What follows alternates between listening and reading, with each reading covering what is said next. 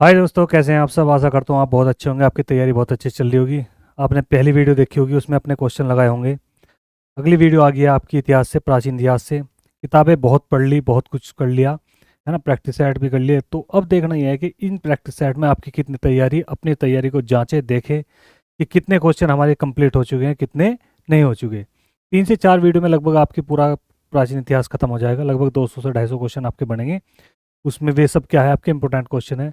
तो देखना यह है कि आपके कितने क्वेश्चन बन चुके, कितने क्वेश्चन रह चुके है ना। तो ये क्लास आपके लिए बहुत ही ज़्यादा महत्वपूर्ण और बहुत ही ज़्यादा इंपॉर्टेंट होने वाली है। तो अंत तक लगे रहे, देखिए कि आपकी कितनी तैयारी हो चुकी है। तो पहला क्वेश्चन देखते हैं दोस्तों। सिंधु सभ्यता में अग्निकुंड के प्रमाण कहाँ से मिले हैं, है ना। किसके पूछे गए, अग्निकुंड के प्रमाण आपसे पूछे गए हैं कि कहाँ से मिले हैं। तो कहाँ से पते मिले हैं देखेंगे। हड़प्पा, कालीबंगन, लोथल या धोलावीरा। तो कहाँ से मिले हैं आपके जो अग्निकुंड के प्रमाण मिले हैं, तो वो कहाँ से मिले हैं, धोलावीरा से। कहाँ से मिले हैं भाई, धोलावीरा। लोथल आपको पता ही है क्या है, गोदीवाड़ा। गोदीवाड़ा, गोदीवाड़ा यानी कि बंदरगाह। ठीक है, ध्यान रखना, बंदरगाह। ठीक है। हड़प्पा आपको पता ही है, सबसे पहले खोजा गया स्थल, सबसे पहले खोजा गया स्थल।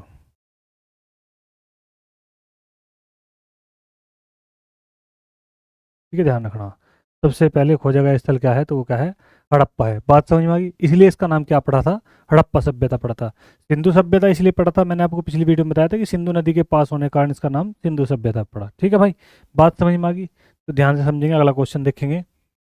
धौलावीरा किस राज्य में स्थित है। ये बड़ा अच्छा क्वेश्चन है कि धौलावीरा किस राज्य में स्थित है। राजस्थान, गुजरात, पंजाब या फिर हरियाणा। तो धौलावीरा किस में है, तो वो कहाँ पर है भाई, ध्यान रखना अपना, गुजरात में। ठीक है, ध्यान रखेंगे कहाँ पर है, गुजरात में। ठीक है दोस्तों, बात समझ में आई। ठीक है।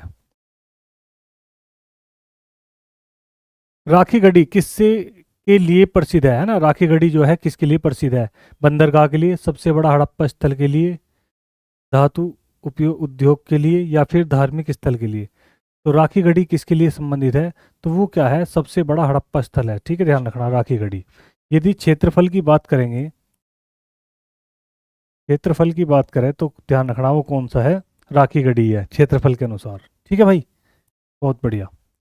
सिंधु सभ्यता के लोग किस देवता की पूजा करते थे यानी सिंधु सभ्यता में जो थी वो किस देवता की पूजा होती थी। इसके लिए आपके पास में ऑप्शन है। नंबर 1 पर है आपके क्या, विष्णु। दूसरे हैं शिव, तीसरे ब्रह्मा और चौथे इंद्र। तो आपको पता ही है सिंधु सभ्यता में किसकी, पशुपति नाथ की होती थी। पशुपति नाथ के रूप में ही किसको माना गया है, शिव को। यानी कि एक पुरुष की क्या है, एक व्यक्ति की क्या मिली थी, अ, मूर्ति मिली थी जिसके चारों तरफ क्या है, पशु थे, जिसका नाम क्या रखा गया था, पशुपति नाथ। और वर्तमान में उसकी जो तुलना की गई है किससे की गई है, शिव से की गई है। बात समझ में आई। तो इसलिए उसको क्या है, शिव के रूप में माना गया है। ठीक है दोस्तों। ठीक है, अपने अगले क्वेश्चन की ओर चलते हैं। अगला क्वेश्चन है आपका, पशुपति मोहर किससे संबंधित है ना। पशुपति मोहर जो है किससे संबंधित है, विष्णु से, शिव से, बुद्ध से, महावीर। यानी कि वो जो मोहर थी, मोहर यानी कि मैंने बताया एक मोहर मिली थी वहां पर, मोहर ऐसे भी लिख सकते हैं,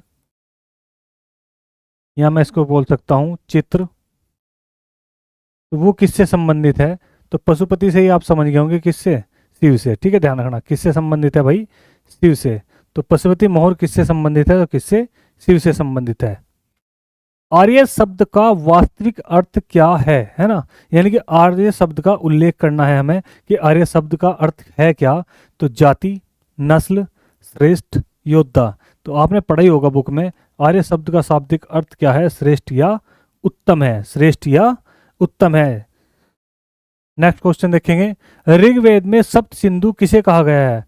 ऋग्वेद में सप्त सिंधु एक शब्द है, वो किसके लिए कहा गया है। इसमें आपके लिए ऑप्शन है 7 समुद्र, 7 नदियाँ, 7 पर्वत या फिर 7 नगर। सप्त का तो पता लग गया कि सप्त का मतलब क्या है, 7 है ना। सप्त का तो पता लग गया कि क्या है भाई, 7 है ना।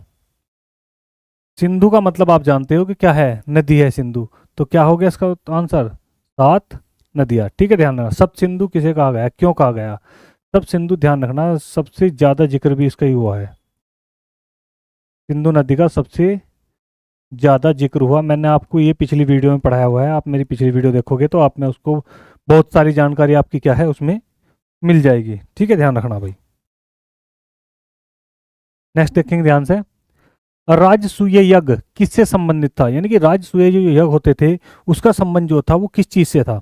राजसूय यज्ञ किससे संबंधित था, उसके लिए आपके लिए ऑप्शन है युद्ध, राज्य का अभिषेक, कृषि या व्यापार। तो क्या होता है, राजसूय यज्ञ का मतलब था कि राज्य का क्या होगा, अभिषेक होगा। राज्याभिषेक को ही, राज्याभिषेक के समय में होने वाले यज्ञ को क्या बोला जाता था, राजसूय यज्ञ बोला जाता था। बात समझ में आ गई भाई, बहुत अच्छे।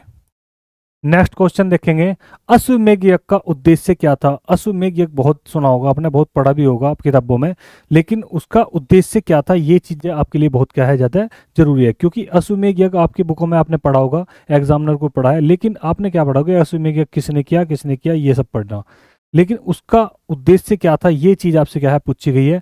तो अश्वमेध यज्ञ का उद्देश्य क्या था, धन संग्रह करना, शक्ति प्रदर्शन करना, धार्मिक अनुष्ठान था ये, या फिर शिक्षा से संबंधित था। तो अश्वमेध का जो उद्देश्य था वो क्या था, शक्ति प्रदर्शन अपना, है ना। अश्वमेध यज्ञ में क्या होता था कि घोड़ों को क्या है छोड़ दिए जाते थे और यज्ञ शुरू कर दिया। जो भी उन घोड़ों को रोकता था, है ना, जो भी उन घोड़ों को रोकता था, ये जहां तक वे घोड़े जाते थे वहां तक ही क्या है, राजा अपना राज्य मान लेता था। यदि कोई उन घोड़ों को रोकता था तो उसे उससे युद्ध करना होता था। तो शक्ति का प्रदर्शन यहाँ पर था, ठीक है, ध्यान रखना। शक्ति प्रदर्शन या राज्य विस्तार भी मैं इसको लिख सकता हूँ, राज्य विस्तार।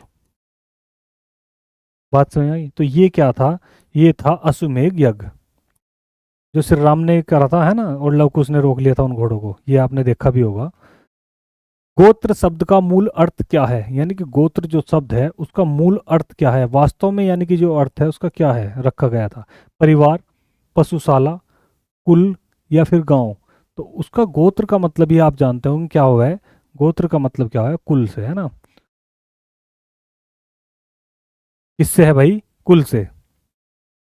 नेक्स्ट क्वेश्चन देखेंगे, श्रमण परंपरा किससे संबंधित है। श्रमण परंपरा, श्रमण का मतलब आप जानते होंगे, श्रमण का मतलब है घूमने फिरने वाले, घूमने फिरने वाले, घूमने फिरने वाले। यानी कि ये जो परंपरा है वो किस में है, वैदिक धर्म में है, जैन धर्म में है, जैन धर्म बौद्ध धर्म में है, शैव धर्म में है, वैष्णव धर्म में है। तो श्रमण जो परंपरा है वो किस में है, आप सभी को पता ही है, तो वो किस में है, बौद्ध धर्म और जैन धर्म में, है ना। ध्यान रखना, क्योंकि ये क्या करते थे, प्रचार प्रसार करते थे, बौद्ध धर्म के लोग भी और जैन धर्म के लोग भी अपना क्या करते थे, प्रचार प्रसार।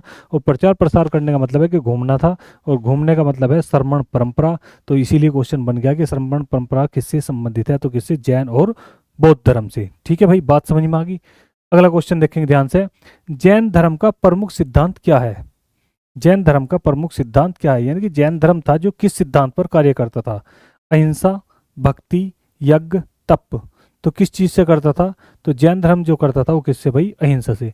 जैन धर्म हो या फिर मैं कहूँ बौद्ध धर्म हो, बौद्ध धर्म का भी संबंध यही था, अहिंसा।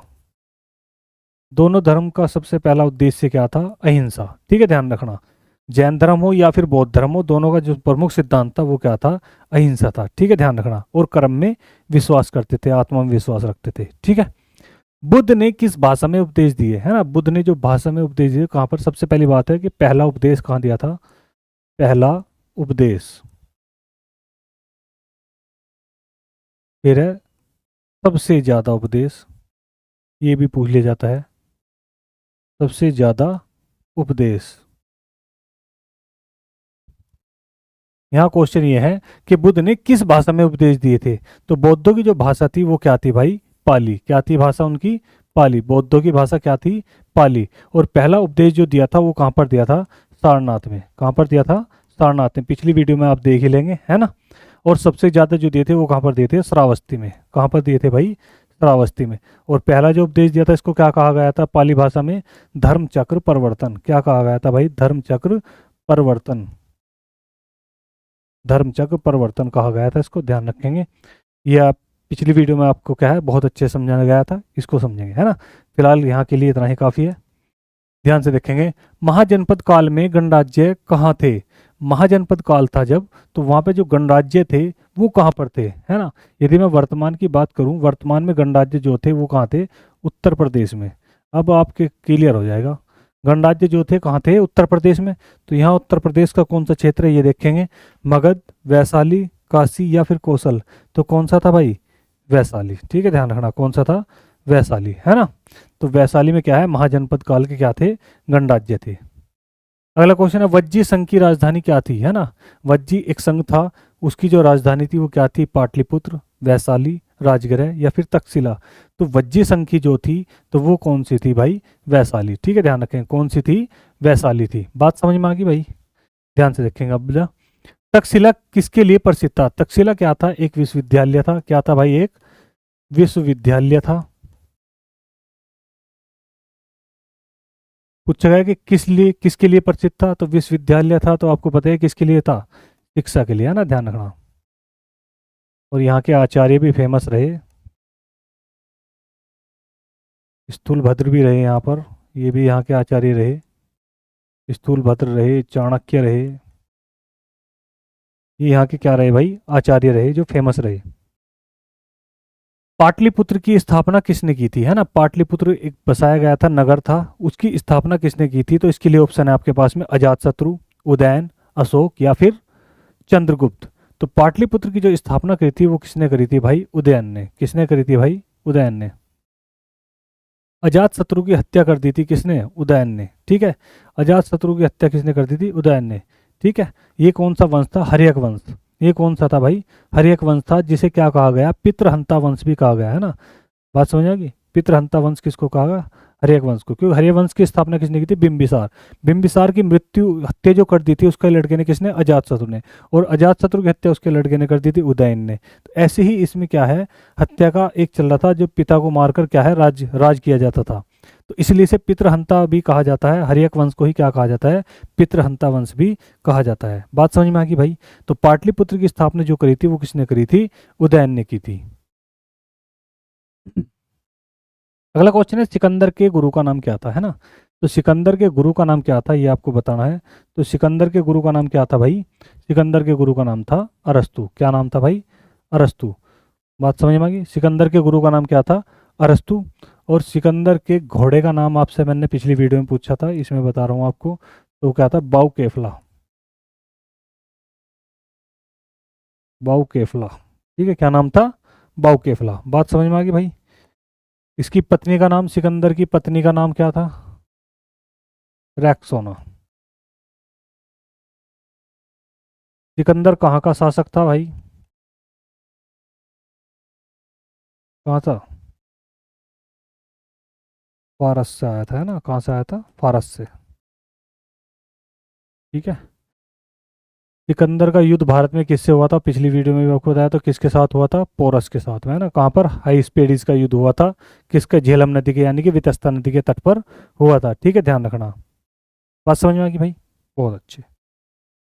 ध्यान से देखें, सेल्यूकस निकेटर ने किसके किससे संधि की थी। संधि का मतलब आप समझ गए, संधि का मतलब होता है समझौता, है ना। सेल्यूकस निकेटर ने किसके साथ समझौता किया था या संधि की थी। सेल्यूकस निकेटर था कौन, तो ध्यान रखना, सेनापति था। और सेनापति भी किसका, सेनापति किसका था, सिकंदर का। किसका था भाई, सिकंदर का। कैसा था, थल सेनापति था। ठीक है, ध्यान रखना। एक सेनापति था इसका जल सेनापति, जिसका नाम क्या था, निर्याकस। जो जल सेनापति था उसका नाम था निर्याकस, जो थल सेनापति था उसका नाम था सेल्यूकस निकेटर। जिसका जो युद्ध हुआ था वो किसके साथ में हुआ था, सेल्यूकस निकेटर का, ये पूछा गया। युद्ध के बाद में क्या हुई थी, संधि हुई थी, है ना।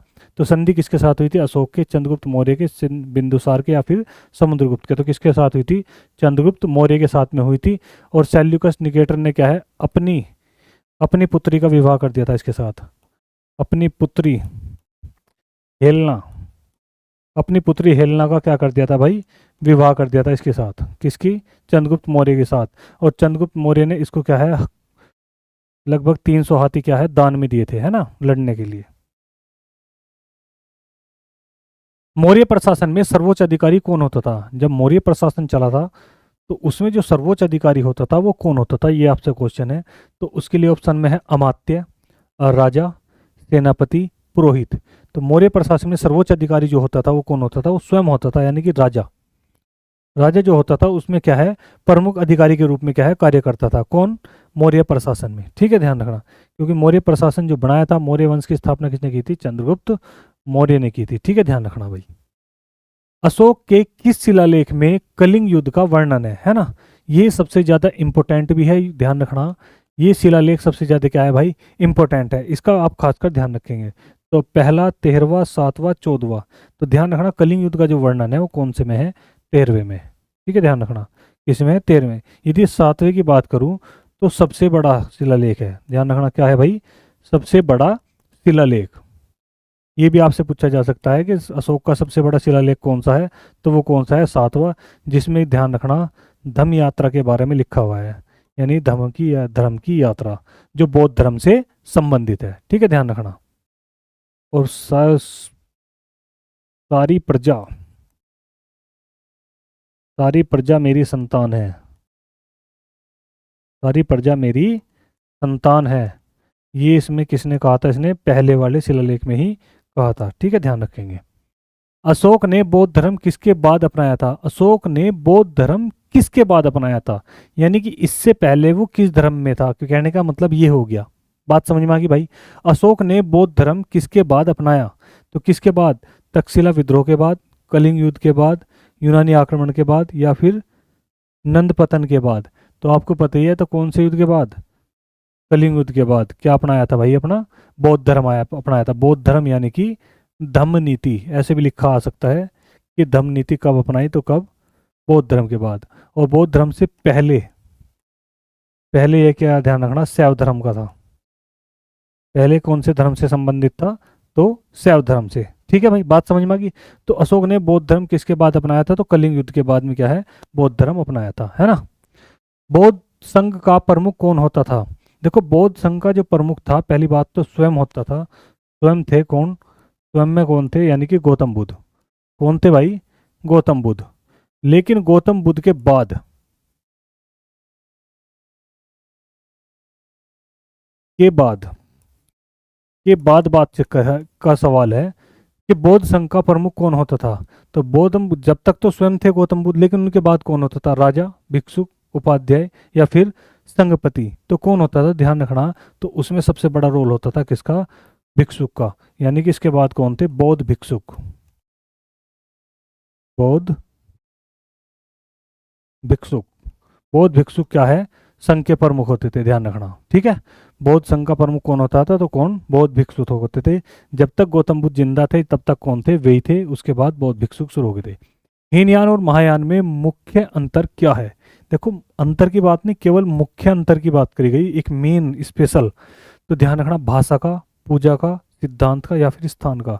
तो यदि मैं मुख्य की बात करूं तो वो ध्यान रखना, वो क्या है, पूजा पद्धति। ठीक है, ध्यान रखना, कैसा था, पूजा पद्धति का। वैसे तो भाषा का भी है, ध्यान रखना, किसका है, भाषा की भी है। क्योंकि ध्यान रखना, हीनयान महायान में भी क्या है, भाषा का अंतर रहा। ठीक है, प्राकृत और संस्कृत का अंतर रहा इनमें। ठीक है, सिद्धांत की बात करूँ तो दोनों के सिद्धांत की बात क्या थी, दोनों का सिद्धांत एक ही था, वो क्या था, अहिंसा। ठीक है, स्थान से भी कोई इतना बड़ा नहीं, लेकिन मुख्य की बात करी तो मुख्य जो अंतर था वो क्या था, पूजा पद्धति थी जो उनकी, वो क्या थी, मुख्य अंतर था। कुषाण वंश का महान शासक कौन था, कुषाण वंश का यानी कि महान शासक जो हुआ वो कौन था, ये आपसे क्वेश्चन पूछा गया है। कुषाण वंश से एक क्वेश्चन बहुत ज्यादा बनने के चांस रहते हैं। ठीक है, तो ध्यान से पढ़ेंगे, कनिष्क, अशोक, समुद्रगुप्त, या फिर हर्ष। तो कुषाण वंश का जो महान शासक हुआ वो कौन था, तो वो कौन था भाई, कनिष्क। क्योंकि कनिष्क के समय में ध्यान रखना क्या हुआ था, चौथी बौद्ध संगति हुई थी, है ना, चौथी बौद्ध संगति हुई थी। चौथी बौद्ध संगति कहाँ पर हुई थी, तो वो हुई थी कुंडलवन में। कहाँ पर हुई थी भाई, कुंडलवन। कुंडलवन कहाँ है भाई, कश्मीर में। कुंडलवन कश्मीर में हुई थी चौथी बौद्ध संगति। ठीक है भाई, बात समझ में आ गई, बहुत बढ़िया। अब देखेंगे ध्यान से, कनिष्क का संबंध किस धर्म से था, है ना, कनिष्क जो था वो किस धर्म से संबंधित था। अभी मैंने बताया कि कौन से धर्म की ने करी थी, चौथी बौद्ध संगति करी थी, तो वो किस धर्म से था, बौद्ध धर्म से। ठीक है, ध्यान रखना, कौन से था, बौद्ध धर्म से। वास्तव में तो कनिष्क जो है चीन से आया था, चीन से आया था, मथुरा में रहता था, है ना। और मथुरा में रहते रहते उसने क्या है, बौद्ध धर्म अपना लिया, और वो यहीं पर क्या है, राजा के रूप में जाना गया। बात समझ में आ गई भाई। गांधार कला पर किसका प्रभाव था, गांधार कला थी जो, उस पर किसका प्रभाव था, गांधार कला का प्रभाव यानी कि कपड़ों से और घुंघराले बालों से।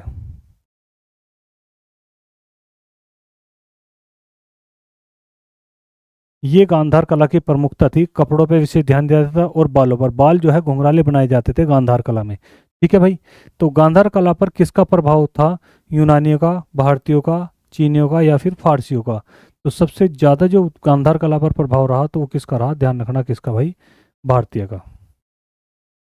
साथ में यूनानी भी है, ध्यान रखना, प्लस में ये भी है। ठीक है, गांधार कला पर यूनानियों का भी प्रभाव रहा। दोनों ही ऑप्शन इसमें मेरे हिसाब से बिल्कुल क्या है? सही है वैसे तो। ठीक है। मथुरा कला किससे संबंधित है? आप उसमें सबसे ज़्यादा प्राथमिकता ध्यान रखना यूनानी पर देना, इसको भारतीय को छोड़ दो क्योंकि यूनानियों का ज़्यादा जिक्र है। यूनानियों की सबसे ज़्यादा जिक्र है तो आप यूनानियों का खासकर ध्यान देना, है ना। यूनानी का भारत के उसके बाद ही हुआ था। मथुरा कला किससे संबंधित है? देखो मथुरा कला का संबंध किससे है? बौद्ध धर्म से, जैन धर्म से, भारतीय शैली से या फिर यूनानी शैली से? यूनानी शैली मैंने आपको अभी बता ही दिया कि यूनानी शैली का सबसे ज़्यादा रहा तो किस पर? गांधार कला पर। लेकिन यहाँ पूछा गया है आपसे क्या है? मथुरा कला। तो उसके बाद में किससे है वो? भारतीय शैली से। किससे भाई? भारतीय शैली से। ठीक है, ध्यान रखना, बात समझ में आ गई। मथुरा कला का क्या है? मथुरा कला में क्या है? बौद्ध धर्म की यदि मैं बात करूँ तो मथुरा में सबसे ज़्यादा मूर्ति बनी है ना, ध्यान रखना। सबसे ज़्यादा बौद्ध मूर्ति बनी उस समय में बनी थी। ठीक है, ध्यान रखना, आज के समय में नहीं है, उस समय में सबसे ज़्यादा बौद्ध मूर्ति थी। गुप्त काल में प्रशासन का आधार क्या था? है ना, गुप्त काल जो था, तो गुप्त काल में जो प्रशासन का आधार था वो क्या था? ये आपसे क्वेश्चन पूछा गया है, जिसके लिए ऑप्शन में है केंद्रीकरण, विकेंद्रीकरण, सैन्य या फिर धार्मिक, है ना। तो गुप्त काल में जो प्रशासन का आधार था वो क्या था? कहने का मतलब ये हुआ, तो उसका जो आधार था वो क्या था? विकेंद्रीकरण। विकेंद्रीकरण का मतलब है कि सभी चीज़ों के लिए क्या है? अलग अलग विभाग बनाए हुए थे, है ना, ध्यान रखना। विकेंद्रीकरण का मतलब क्या है? कि सबके लिए क्या है? अलग अलग विभाग बनाए थे। सेना के लिए सेनापति होता था, राज्य के लिए राजस्व अधिकारी होता था, है ना, गुप्तचर विभाग अलग होता था, न्यायाधीश का विभाग अलग होता था। तो प्रशासन क्या था? केंद्रीकरण ना होकर विकेंद्रीकरण था, यानी कि अलग अलग भागों में क्या है? बटा हुआ था। तो ये चीज यहाँ पूछ रहा कि गुप्त काल में प्रशासन का आधार क्या था? तो आधार जो था वो क्या था भाई? विकेंद्रीकरण था। ठीक है, कैसा था? विकेंद्रीकरण। अगला क्वेश्चन देखेंगे, समुद्रगुप्त को क्या कहा जाता था? ये पिछली वीडियो में भी आपको बताया था कि समुद्रगुप्त को क्या कहा जाता था? भारत का नेपोलियन, चक्रवर्ती, धर्मराज या फिर विजेता? तो क्या कहा जाता है समुद्रगुप्त को? समुद्र को कहा जाता है भारत का नेपोलियन। ठीक है, ध्यान रखना, क्या कहा जाता है? भारत का नेपोलियन। किसे कहा जाता है? समुद्रगुप्त को कहा जाता है। प्रयाग प्रशस्ति किसने लिखी? है ना, अगला क्वेश्चन है, प्रयाग प्रशस्ति किसने लिखी? तो प्रयाग प्रशस्ति किसने लिखी? बाणभट्ट ने, हरिसेन ने, कालिदास ने या वराहमिहिर ने? तो प्रयाग प्रशस्ति क्या है? एक लेख है जो किसने लिखा था? तो वो किसने लिखा था भाई? हरिसेन ने। तो प्रयाग प्रशस्ति के लेखक कौन रहे इसके? हरिसेन। प्रयाग प्रशस्ति के लेखक कौन है भाई? हरिसेन। ठीक है। चंद्रगुप्त द्वितीय को किस नाम से जाना जाता था? है ना, चंद्रगुप्त द्वितीय को किस नाम से जाना जाता था? तो चंद्रगुप्त को विक्रमादित्य के नाम से, अशोक के नाम से, स्कंदगुप्त के नाम से, हर्ष के नाम से। ये तो नाम ही आगे, नाम तो ये भी था, बस इस द्वितीय का ही रोल था। तो इस द्वितीय के रूप में क्या बोलते थे? विक्रमादित्य। क्या बोलते थे भाई? विक्रमादित्य। चंद्रगुप्त विक्रमादित्य। ठीक है, ये एक उपाधि थी विक्रमादित्य की। ठीक है, क्या थी? उपाधि। नवरत्न किसके दरबार में थे? है ना, नवरत्न देखो दो चीज है, एक ध्यान रखना, एक नवरत्न तो ध्यान रखना मुगल काल में भी आपको मिलेगा देखने के लिए, और एक पूछा गया है यहाँ पर नवरत्न। तो यहाँ पर अशोक के, चंद्रगुप्त के, समुद्रगुप्त के या फिर हर्ष के? तो ध्यान रखना किसके? तो चंद्रगुप्त विक्रमादित्य या चंद्रगुप्त द्वितीय के उस दरबार में क्या रहते थे? नवरत्न रहते थे। और मुगल काल में किसके समय में रहते थे? तो ध्यान रखना भाई, अकबर के समय में। ऐसे ही अष्टप्रधान और अष्टदिग्गज,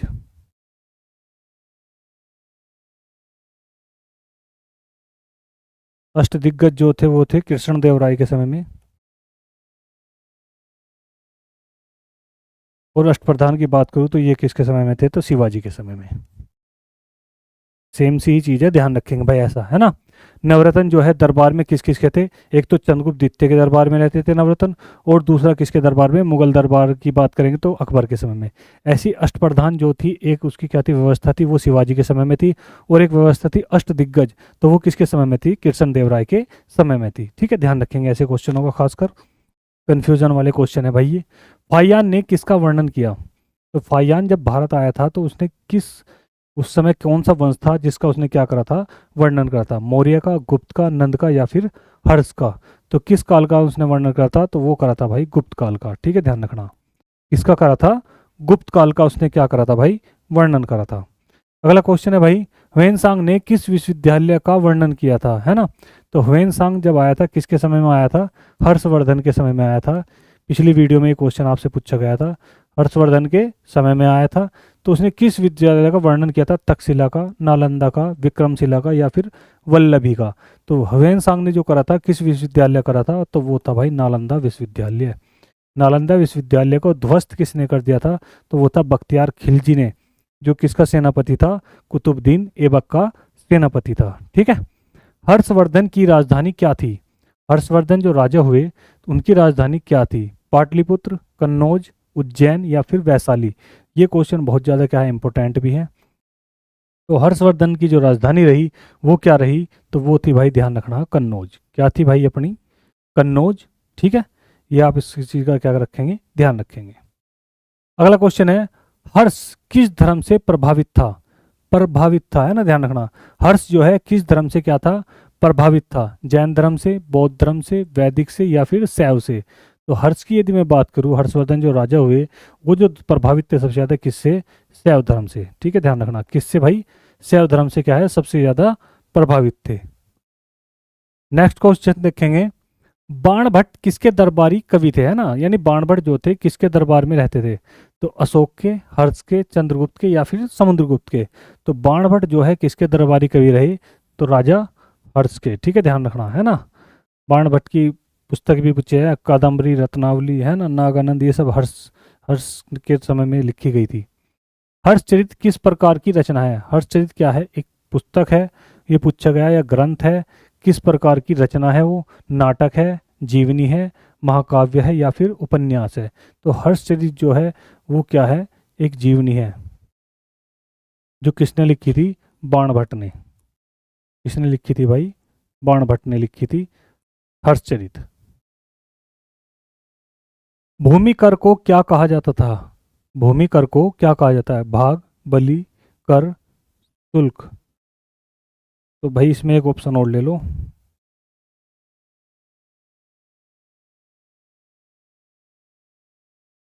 उपरोक्त सभी। तो ध्यान रखना भाई, ये सभी के सभी क्या है, कर ही हैं, जो भूमि पर लगाए जाते थे, ना। शुल्क भी, कर भी, बलि भी, भाग भी, ये सब के सब क्या है भाई, कर है जो भूमि पर लगाए जाते थे। अगला क्वेश्चन है, भाग का अर्थ क्या था? भाग का अर्थ क्या था? व्यापार कर था, भूमि कर था, जल कर था या पशु कर था? अभी आपने देखा पिछली क्वेश्चन में, तो वो क्या था भाई, भूमि कर। भाग क्या है, भूमि कर था, यानी कि उपजाऊ भूमि थी जो, उसमें क्या करते थे, भाग कर लिया जाता है, भूमि कर, सिंचाई क्षेत्रों में। बलि किस प्रकार का कर था? फिर आगे देखो, बलि क्या था, किस प्रकार का कर था? पहली बात तो कैसा कर है ये, भूमि कर है। और जब कर है यानी कि टैक्स है, तो ये तो देना ही देना है। देने वाला स्वैच्छिक, अपनी इच्छा से, अनिवार्य, देना ही देना है। युद्ध कर, युद्ध करने पर, व्यापार कर, व्यापार, तो ये कैसा है भाई, अनिवार्य है। ठीक है, ध्यान रखना, ये कैसा था, अनिवार्य कर था जो भूमि पर दिया जाना था, है ना। श्रेणी क्या थी? अगला क्वेश्चन है, श्रेणी क्या थी? श्रेणी क्या थी भाई? सेना, व्यापारिक संगठन, धार्मिक समूह या प्रशासनिक इकाई? तो श्रेणी क्या है, एक क्रम के अनुसार लगाने वाला सिस्टम था, तो उसे हम क्या बोलते हैं, प्रशासनिक इकाई। श्रेणी क्या था भाई, प्रशासनिक इकाई। ये भी गुप्त काल की ही क्या है भाई, ध्यान रखना बात है, जिसे हम विकेंद्रीकरण के रूप में भी पीछे पड़ के आए हैं। निष्क किसका प्रतीक था, है ना? निष्क, निष्क क्या था? पिछली वीडियो यदि आप मेरी याद देखोगे तो उसमें निष्क के बारे में ही क्वेश्चन था। अब दूसरी बार ये क्वेश्चन बन रहा अलग तरीके से कि निष्क किसका प्रतीक था? तो निष्क किसका, कर का, मुद्रा का, भूमि का, वस्त्र का या फिर ये क्या दिया, आभूषण का? तो किसका था भाई, आभूषण, है ना। आगे चल के क्या है, निष्क और शतमान दो चीज जुड़ जाएगी आर्यों के समय में, और ये वस्तु विनिमय यानी कि मुद्रा के रूप में कार्य करेगी। लेकिन स्टार्टिंग की बात करें थी, सभ्यता के समय की बात करेंगे, तो उस समय निष्क का मतलब क्या था, गले का एक आभूषण था, है ना। गले का क्या था, आभूषण था। सती प्रथा का उल्लेख किस काल में मिलता है ना? सती प्रथा का उल्लेख किस काल में मिलता है? वैदिक काल में, गुप्त काल में, मौर्य काल में, नंद काल में? ठीक है, सती प्रथा का उल्लेख जो है मिलता है किस काल में मिलता है, तो किस में, गुप्त काल में। ठीक है, ध्यान रखना कौन से काल में भाई, इसमें गुप्त काल में। ठीक है, सती प्रथा। देवदासी प्रथा किससे जुड़ी थी, देवदासी प्रथा किससे जुड़ी थी, शिक्षा से, मंदिर से, व्यापार से, सेना से। देवदासी प्रथा क्या थी, यानी कि एक लड़की होती थी, है ना, एक लड़की की थी वो। देवदासी प्रथा किससे जुड़ी थी, तो किससे, मंदिर से, है ना, ध्यान रखना। मंदिर में एक लड़की रखी जाती थी जो क्या करेगी, पूजा करेगी वहां पर, है ना, पूजा करेगी, साफ सफाई करेगी, यानी कि पूरी देखभाल मंदिर की जो होती थी वो किसके पास होती थी, एक स्त्री के पास होती थी, जो क्या है मंदिर को दे दी जाती थी, जिसे क्या बोला गया, देवदासी प्रथा बोला गया। बात समझ में आ गई भाई। देवदासी प्रथा क्या है, तो देवदासी प्रथा है कि एक लड़की को क्या, कन्या को क्या है, मंदिर को दान कर देना एक तरीके से, वो उसी के लिए सारे कार्य करेगी। अगला है, भूमि अनुदान किस काल में अधिक प्रचलित हुआ, है ना, भूमि अनुदान किस काल में सबसे ज्यादा प्रचलित हुआ, यानी भूमि का जो दान देने का कार्य चला था वो किस काल में चला था, मौर्य काल में, गुप्त काल में, नंद काल में, या फिर हर्ष के समय में। तो किस काल में हुआ था भाई, तो वो ध्यान रखना किस में भाई, गुप्त काल में। ठीक है, ध्यान रखना किस काल में, गुप्त काल में क्या है, सबसे ज्यादा भूमि क्या है, अनुदान की गई थी, यानी कि दान में दी गई थी, ज्यादातर ब्राह्मणों को दी जाने वाली थी। ठीक है, ध्यान रखना, बात समझ में आ गई। अग्रहारा क्या था, अग्रहारा क्या था, तो अग्रहारा क्या था ये बताना आपको, कर था, भूमिदान था, सेना था, या फिर नगर था। तो अग्रहारा क्या था भाई, भूमिदान, क्या था भाई, भूमिदान, जो किसको दी जाती थी, ब्राह्मणों को, ब्राह्मणों को दी जाती थी, वो भी बिना कर के, बिना कर, यानी कि टैक्स, बिना टैक्स के दी जाती थी, उसे बोला जाता अग्रहारा। ठीक है, जो गुप्त काल में ही दी गई थी उसी को बोला गया है अग्रहारा। ठीक है भाई, बात समझ में आ गई। अगला है, वर्ण व्यवस्था का आधार क्या था, वर्ण व्यवस्था का आधार क्या था, यानी कि लोगों को जो बांटने का कार्य था उसका जो आधार था वो क्या था। तो ऑप्शन में है जन्म, कर्म, धन, शक्ति। ठीक है, तो इसके अनुसार क्या था, तो वो ध्यान रखना, जन्म, पहले क्या था, पहले कर्म था, पहले क्या बनना गया, कर्म, और बाद में क्या बन गया था फिर, बाद में बन गया था जन्म। पहले क्या है, कर्म के आधार पर बांटे गए। वर्ण व्यवस्था चार तरह की थी। नंबर एक पर क्या थे, ब्राह्मण, फिर वैश्य, ठीक है, फिर क्षत्रिय, फिर थे शूद्र। ठीक है, यानी कि ब्राह्मणों का कार्य क्या था, अनुष्ठान का कार्य, वैश्यों का कार्य क्या था, व्यापार, क्षत्रिय का था, है ना, लड़ाई, और शूद्र का कार्य क्या था, साफ सफाई। तो पहले तो इसी आधार पर बांटे गए थे, है ना, कर्म के आधार पर, लेकिन बाद में इसको व्यवस्था किस रूप में बना दिया गया, जन्म के रूप में, जो जहाँ जिसका जन्म हुआ वो उसी व्यवस्था में आ गया। ठीक है, तो वर्ण व्यवस्था का जो आधार था वो क्या था, वो ध्यान रखना, फिर क्या बन गया, जन्म। ठीक है, पहले क्या था, कर्म, लेकिन अब जो वर्तमान में जो कंडीशन बनी बाद में आके, तो जन्म के आधार पर। ठीक है भाई, बात समझ में आ गई। यदि ऑप्शन में दोनों आगे तो आपको जन्म करना है, यदि जन्म नहीं है तो कर करना है, सॉरी कर्म करना है, कर्म नहीं है तो जन्म करना है, अगर दोनों आगे तो जन्म करना है। पुरोहित का मुख्य कार्य क्या था, पुरोहित जो होते थे वो क्या कार्य करते थे, है ना, पुरोहित का मुख्य कार्य क्या था, युद्ध करना, प्रशासन का देखभाल करना, यज्ञ करना, या फिर व्यापार करना। तो पुरोहित का जो कार्य होता था वो क्या होता था भाई, यज्ञ करना। ठीक है, ध्यान रखना, पुरोहित जो छोड़े जाते थे, यानी ब्राह्मणों में होते थे पुरोहित, उनका जो कार्य था वो क्या था, वो था यज्ञ करना। जैसे अभी हम पढ़ते थे अश्वमेध यज्ञ करना, है ना, तो ये है ना, तो इन चीज़ों का कार्य जो था वो किसका था, पुरोहित का। तो आज की जो ये वीडियो थी इसमें कितने क्वेश्चन हुए आपके, 50। तो दोस्तों आपको देखना है कि इन 50 क्वेश्चनों में कितने क्वेश्चन आपसे आते थे और कितने नहीं आते थे, है ना। अगर कुछ छूटा हुआ है तो उसको क्या है, तैयार करना है। फिर उसमें क्या देखना कि जैसे ही मेरी अगली वीडियो आएगी तो आप उसमें देखोगे कि आपने कितना क्या है क्लियर कर लिया, या फिर कितना रिवाइज कर लिया, जो बच गया वो भी आप उसमें देखते चलेंगे। ये सब क्या है, इंपॉर्टेंट आपके क्वेश्चन है, जो आपकी परीक्षा के लिए बहुत ज़्यादा क्या है, महत्वपूर्ण है। परीक्षा तो कोई भी हो, सबके लिए के महत्वपूर्ण है, लेकिन स्पेशली अभी एसएससी जीडी के लिए पढ़ाया जा रहा है, तो उसमें आप इन पर खासकर ध्यान रखेंगे।